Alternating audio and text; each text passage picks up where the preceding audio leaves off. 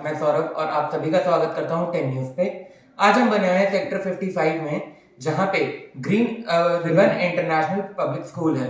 हम आज हमारे साथ जुड़ेंगे यहाँ के principal sir doctor Pankaj ji and Namami Gange से मीना मैम एंड नमामि गंगे के दूसरे मेंबर ऋषि जी।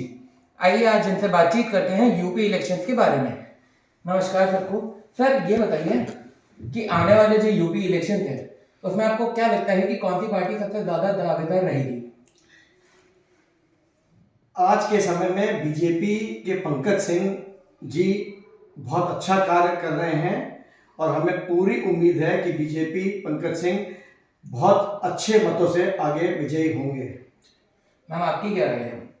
मेरी राय ये है कि ज्ञानम जी पंकज सिंह जी सबसे ज़्यादा वोटों से यहाँ से विजयी होंगे। बाकी सारी पार्टियों का क्या नाम जी जनाधार कुछ है नहीं।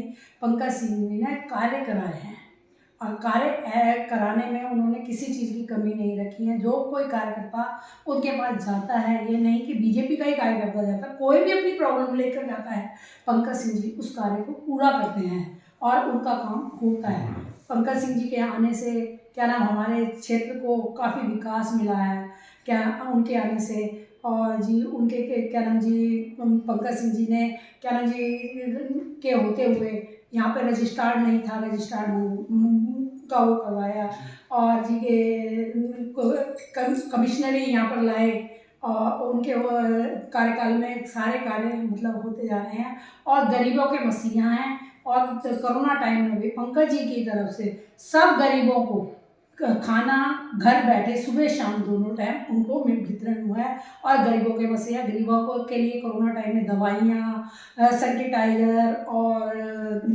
कोरोना की मशीनें और ये सारी चीज़ें पंकज सिंह जी ने उपलब्ध कराई हैं गरीबों के लिए। ऋषि जी आप क्या कहना चाहेंगे इस बारे में? देखो, बीजेपी के कार्य पूरे यूपी पूरा भारत देख रहा है जी। हमारे यशस्वी प्रधानमंत्री, यशस्वी मुख्यमंत्री जो कार्य कर रहे हैं उसमें जाति बरादरी कुछ नहीं देख रहे, सबका साथ सबका विकास। और हमारे माननीय विधायक पंकज जी जब से यहाँ क्षेत्र संभाला है उन्होंने, इससे पहले भी हमारे यहाँ विमला बाथम जी थी, उससे पहले डॉक्टर महेश जी थे। जब से बीजेपी के विधायक यहाँ कंटिन्यूस होते आए हैं, यहाँ पे इतना विकास हुआ है, समग्र विकास है, एलिवेटर रोड, मेट्रो। जब दिल्ली मेट्रो ने मना कर दिया तो हमने हमारे विधायक जी ने मेहनत करके नोएडा मेट्रो ग्रेटर नोएडा तक पर्सनल चलवाई, जिससे सब लोगों को यहाँ पे कनेक्टिविटी मिले।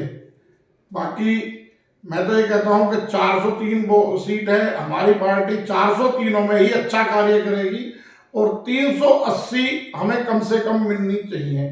बाकी 403 ही मिल जाए तो बहुत है, क्योंकि जितना कार्य योगी जी के समय पे यूपी में हुआ है 5 साल में, पिछले 70 साल में नहीं हुआ।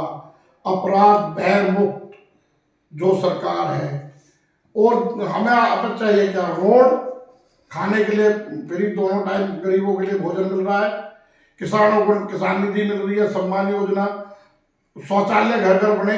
पहले कोई योजना आती थी रिजर्व होती थी, इस कास्ट इस धर्म के लिए।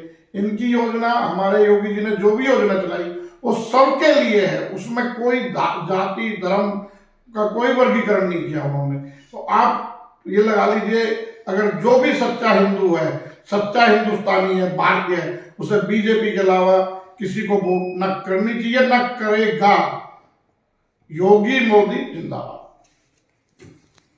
सर शिक्षा के क्रम में जो पिछले 5 साल में विकास हुए हैं, क्या आप वो बताना चाहेंगे विस्तार से, क्या विकास हुए हैं? शिक्षा के कार्य में बिल्कुल as a chairman and principal of green ribbon international school, ये हमारा प्राइवेट संस्थान है। प्राइवेट संस्थान में तो हम लोग बहुत अच्छा कार्य कर रहे हैं और सर अगर कंपेयर करें सरकारी स्कूलों से भी, तो आज के डेट में हमारे यूपी में जो भी एजुकेशन हो रही है और जो गेटअप कर दिया उसका, स्कूल का एम्बियंस कर दिया, बहुत सुंदर कर दिया है। और अगर कंपेयर करें अपने प्राइवेट स्कूल की पढ़ाई से और गवर्नमेंट स्कूल की पढ़ाई में, अब ज़्यादा डिफरेंस नहीं रह गया है जी। मैम आने वाले 5 साल में आप अपने क्षेत्र में क्या विकास देखना चाहते हैं?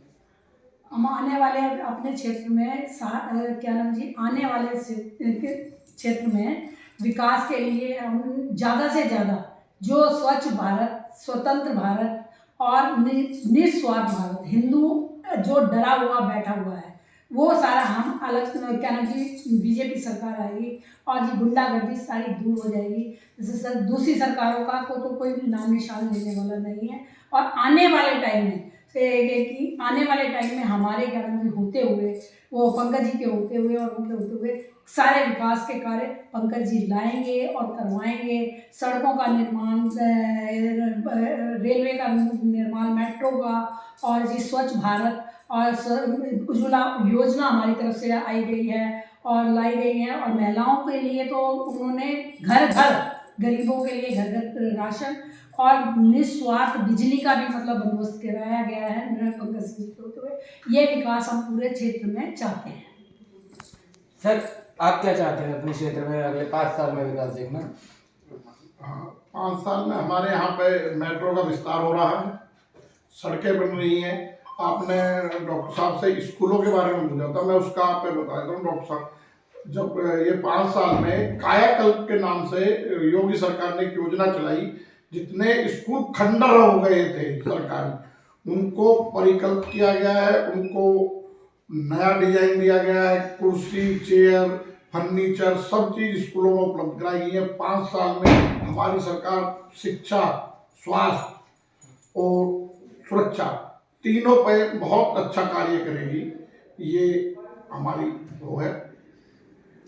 बहुत बहुत शुक्रिया। सरकारी स्कूल भी इंग्लिश मीडियम होते चले जा रहे हैं सारे स्कूलों में। पंकज जी ने खुद जाके, क्या नाम जी, सारी प्राइवेट स्कूल की तरह सरकारी स्कूल भी बनवाए गए। कायाकल्प में ही ये प्रोग्राम रखा गया है। हर इस गांव में एक मॉडर्न स्कूल है सरकारी, जिसमें इंग्लिश शिक्षा होती है। आइए अब बात करते हैं डॉक्टर अंजू शर्मा से, जो वाइस चेयरमैन भी हैं ग्रीन पब्लिक इंटरनेशनल स्कूल की, Green ribbon international public School की। Hello ma'am. मैम, आने वाले 5 साल में आप अपने क्षेत्र में क्या विकास देखना चाहते हैं, सेफ्टी से लेकर और सुविधाओं, मूलभूत सुविधाओं से लेकर? सबसे पहले नोएडा में जो मेन प्रॉब्लम है वो सीवर लाइंस की है। मोस्ट ऑफ द प्लेसेस में इतना देखा गया है कि आप स्पेशली नोएडा के मार्केट्स अगर देखेंगे, so they are very bright and very very glamorous looking, लेकिन उनके अराउंड जो सीवर लाइंस होती हैं हमेशा ब्लॉक्ड होंगी। दैट इज़ प्रायोरिटी पे। उसके बाद विमेन सेफ्टी, जो अगेन नोएडा के इसमें जब से मतलब मोदी जी सरकार आई है, थिंग्स आर बेटर। पहले काफ़ी प्रॉब्लम थी, लेकिन अब ये है कि वुमेन सेफ्टी के लिए अगर रूल्स थोड़े से और स्ट्रिक्ट हो जाएं, and there are continuous patrolling after particular time, and मेरे हिसाब से मेरा एक आइडिया है, there should be special night taxis for women, because बहुत सारी वुमेन एमएनसीज में काम करती हैं। हम लोग डॉक्टर्स हैं, कभी हमारी अगर इमरजेंसी ड्यूटी हो गई एंड हम अकेले आ रहे हैं घर, आई ड्राइव माई सेल्फ, तो मैं आ सकती हूँ अकेले, लेकिन जो नहीं ड्राइव कर रहा वो कैसे आएगा, या जिसके पास अपना साधन नहीं है वो कैसे आएगा? So there should be women oriented taxis which are safe, जिनमें वाईफाई हो, जिनमें पुलिस कॉलिंग के नंबर्स हों, जिनमें ऐसी सुविधाएं हो कि बस एक बटन प्रेस किया, या एप्स हो जिनमें कि बटन प्रेस किया एंड जो पुलिस सेंटर है उनको कॉल मिल जाती है। So that is one of the priority things which should be done. तो I think otherwise Noida is very beautiful. Ma'am, जो शिक्षा के क्षेत्र में पिछले 5 साल में विकास हुआ है, क्या आप उस पर टिप्पणी करना चाहेंगे? देखो, पिछले 5 साल की तो मैं बात नहीं करूंगी, क्योंकि पिछले 2 साल तो कोविड खा गया जी। सो विकास रह गया 3 साल का जी, है ना। सो शिक्षा के क्षेत्र में आई फील कि अलॉन्ग विद फॉर्मल एजुकेशन जो हमारे स्कूल में भी हो रही है, जैसे हमारे स्कूल में वी हैव इंक्लूसिव एजुकेशन, जिसमें कि स्पेशल एजुकेटर्स भी आते हैं फॉर डिफरेंटली एनेबल्ड चिल्ड्रन। तो उसमें ये है कि आई वुड वांट कि ऑडियो विजुअल्स और ये सारी चीज़ें एजुकेशन में इंक्लूड की जाएं, जिसको हम को करिकुलर एक्टिविटीज़ कहते हैं। They should be included in the normal curriculum, क्योंकि स्कूलिंग का मतलब सिर्फ किताबी कीड़ा नहीं होता है। स्कूलिंग का मतलब होता है overall development of the child.